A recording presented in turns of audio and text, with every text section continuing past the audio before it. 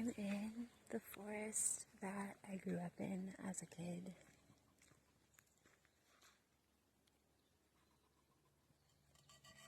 And I'm noticing how much it's changed.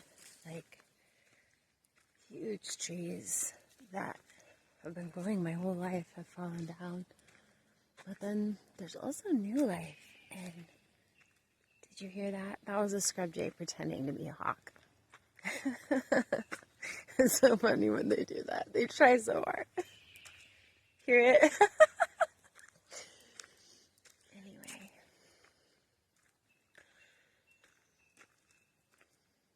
It's a magical place. It's a forest of my soul.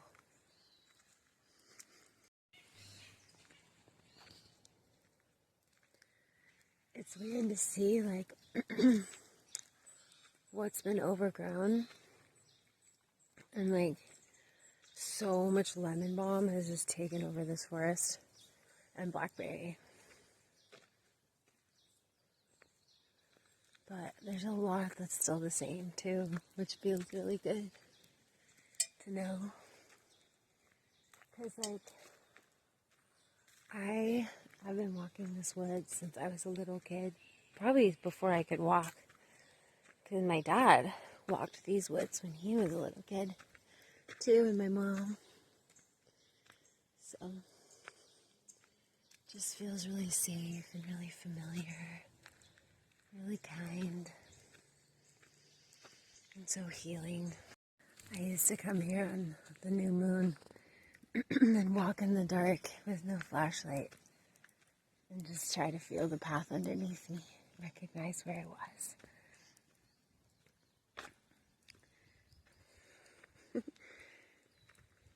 It's a happy reunion.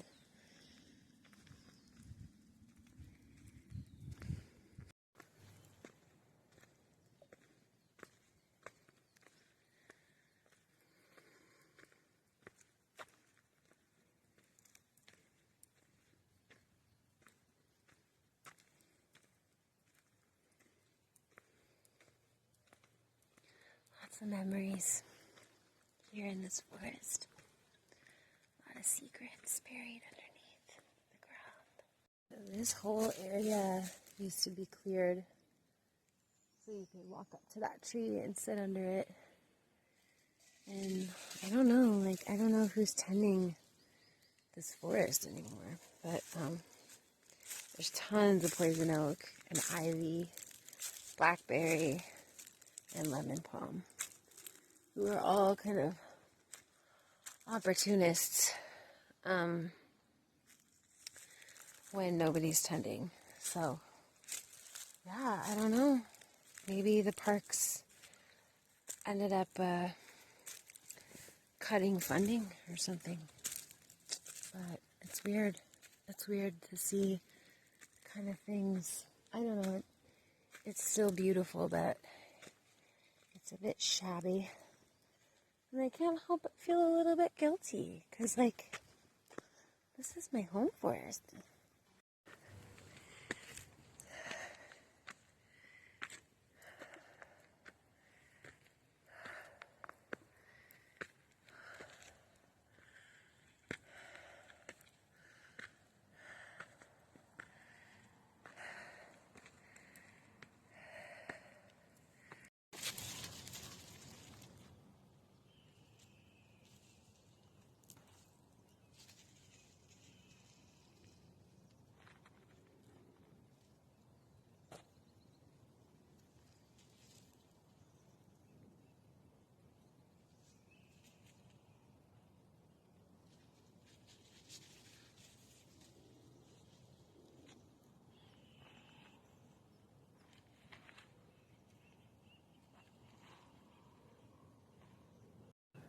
Well, I forgot my tools today while I was wild crafting. I found this soap root in the ground here. There's actually a whole big patch of soap root right here. I found this stick. It's got some cool little angles on it, so I'm doing my best to dig it out with a stick, but I really wish I'd brought my tool. Yes! I got it. It's a big one too. Don't they look like shrunken heads?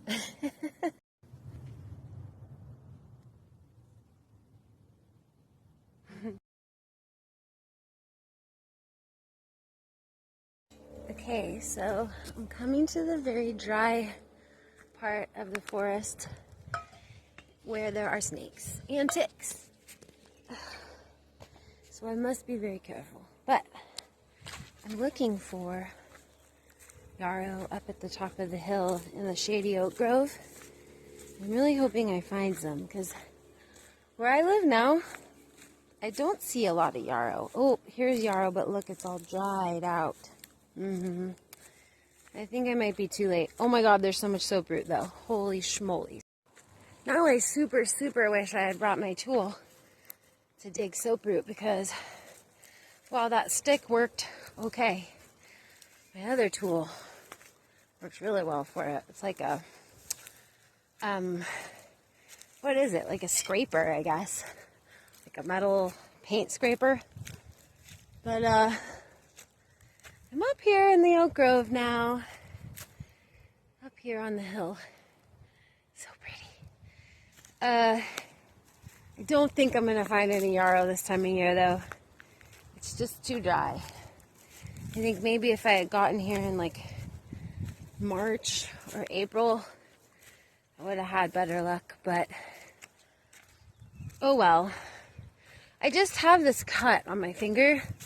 I really want to put some yarrow on it. Oh, there's some yarrow right there when I said that. Well, it's not the best time of year to harvest yarrow, but it is still here. And I don't want to go off the trail because even though I'm wearing socks and long pants, there's a lot of ticks up here. But I am finding enough underneath the dry grass to harvest a little bundle so that I can put some on my cut and hopefully it'll heal up my cut super fast because it's on my pointer finger and it's bugging me hella bad. Wow, I haven't been back to this oak grove in so long, but this is my home grove and I'm sad to say that one of the oldest trees that is one of my dearest friends has fallen, which is really sad. So we have a lot of sweet memories together.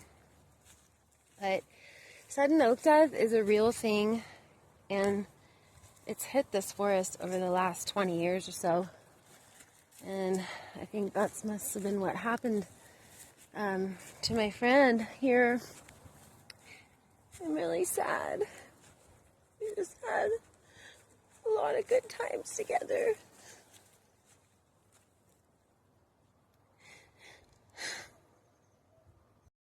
Rest in peace, my dear friend.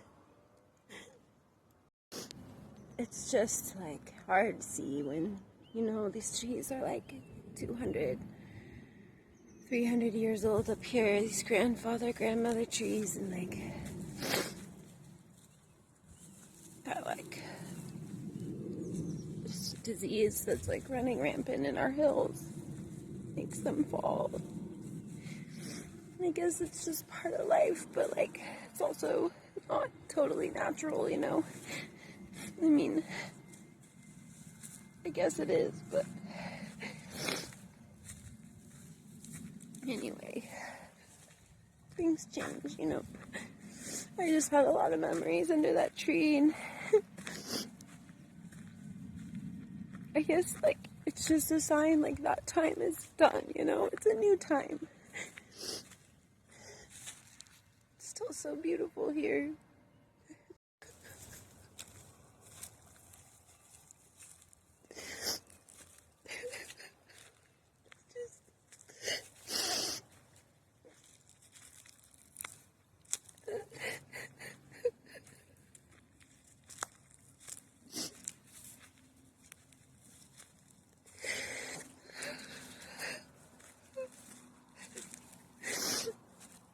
Such a grand, loving tree that held so many people in its arms and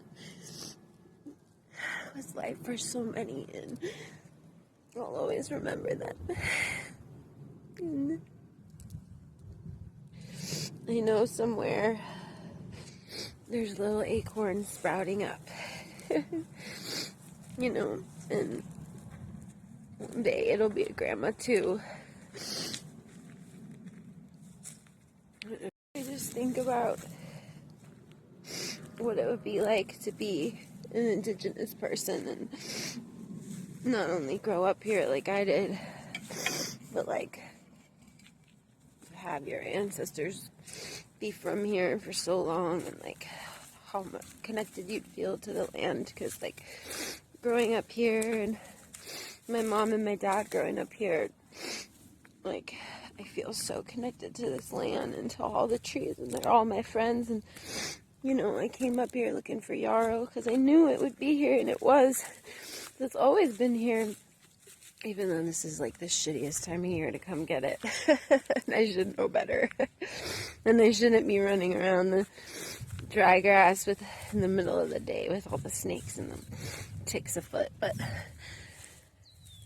you know, just being connected to something like that, just to be like connected to land, you know, and like befriend the land and the creatures here, and like what it's like when that gets destroyed or that gets taken away, like when you get removed like against your will, and it's like that's your home and that's your life force, you know. And like you, like I feel how like irresponsible I've been, because like this forest needs tending, you know, like those blackberries need to get cleared, like that lemon balm needs to get cleared, like it needs our tending, it needs our love, it needs us to pay attention, and like yeah.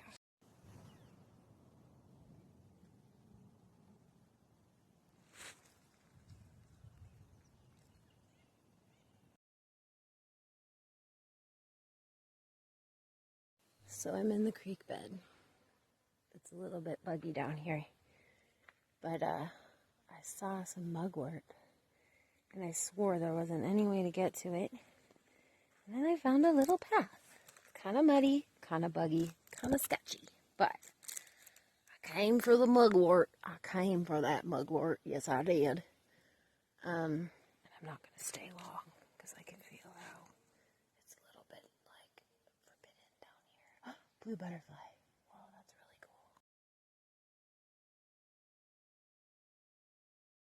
cool. Okay. I gotta get out of here. I went into a fairy place. I got my mugwort. Almost got it by the root, and I felt so bad. That was a little sketchy. And I think there was like a deer down there or somebody coming who was like, hey man, this is our turf. I was like, oh, sorry. But I found several plants down there that I do not know who they are. So I took some pictures, and I'll identify them later, but one really pretty like yellow flower with a banner and a keel. And there's others that are like little globes of pollen that are hanging on these long stems. Really pretty. So I learned something new today. Now this spot has this old well from like the 1800s. And it has this like little pool where they used to gather water from the creek and probably pump it up.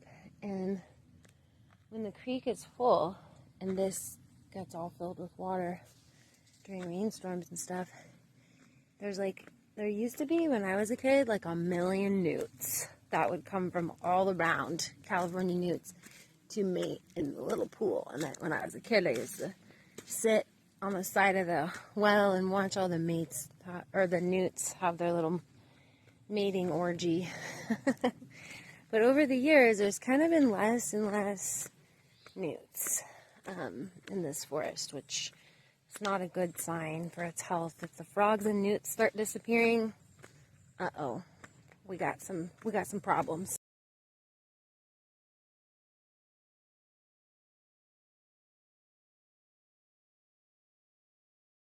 Okay, I finished my walk. I found a beautiful feather, which I think is owl, could be hawk, not sure.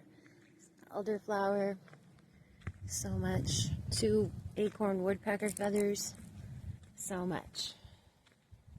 And I'm very, very grateful for all of the gifts the forest has to offer, to be able to return here.